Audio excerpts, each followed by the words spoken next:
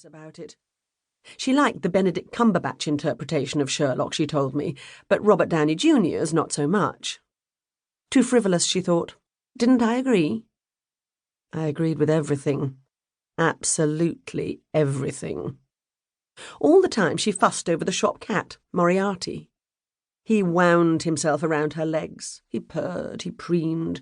He allowed her to pick him up and stroke him.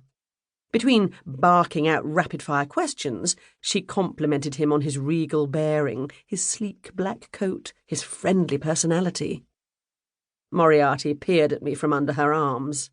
He didn't even bother to try to hide his self-satisfied smirk. At 10:15, the woman put the cat down. That was so interesting. Thank you.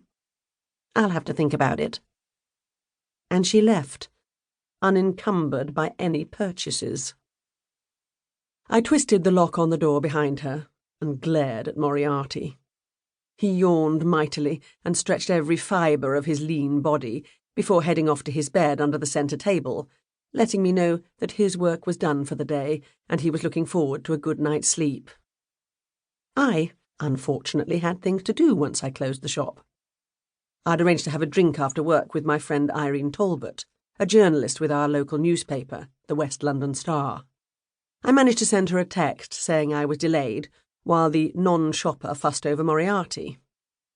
I hoped Irene would tell me not to bother, but her reply said she was waiting. Once I'd switched off the lights and locked up, I dragged myself down to the Blue Water Cafe. Irene, so I discovered, had been offered a position at a newspaper in St. Louis.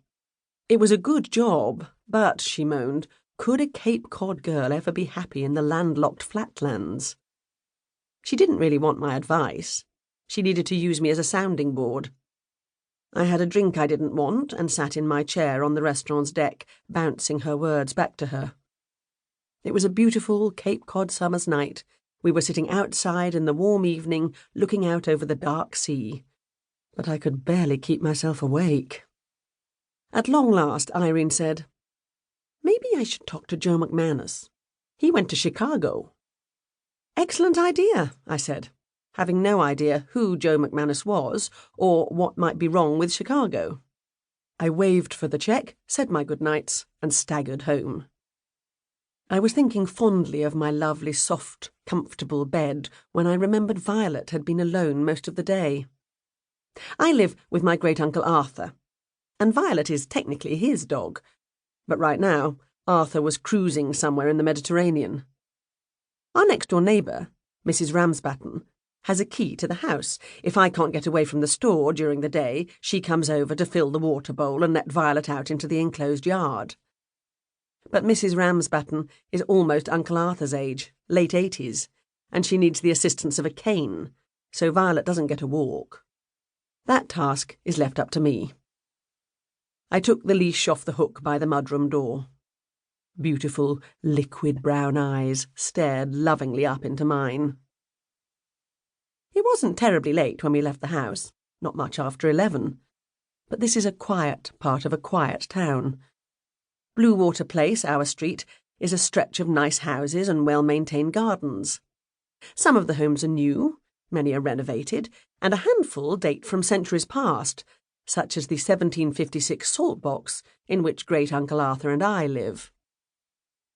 Once I was outside, feeling the caress of warm, salty air on my skin and the scent of roses and the sea in my nose, I began to enjoy the walk. Violet wandered back and forth across the sidewalk, sniffing under bushes and at patches in the grass, finding sensations only she could interpret. A startled squirrel darted up a gnarly oak as old as my house. The stretch of harbour at the foot of Blue Water Place is a family-friendly boardwalk of ice cream shops, souvenir stores and small markets. The lights of the Blue Water Cafe twinkled in the distance, and lamps from small fishing boats or pleasure craft bobbed gently as the ocean rose and fell. We turned left at Harbour Road, heading away from town. The lights from the restaurants, shops and the fishing pier fell away. The fourth-order Fresnel lens of the West London lighthouse flashed its rhythm of 3 seconds on, 3 seconds off, 3 seconds on and 20 seconds off. We walked down the silent street.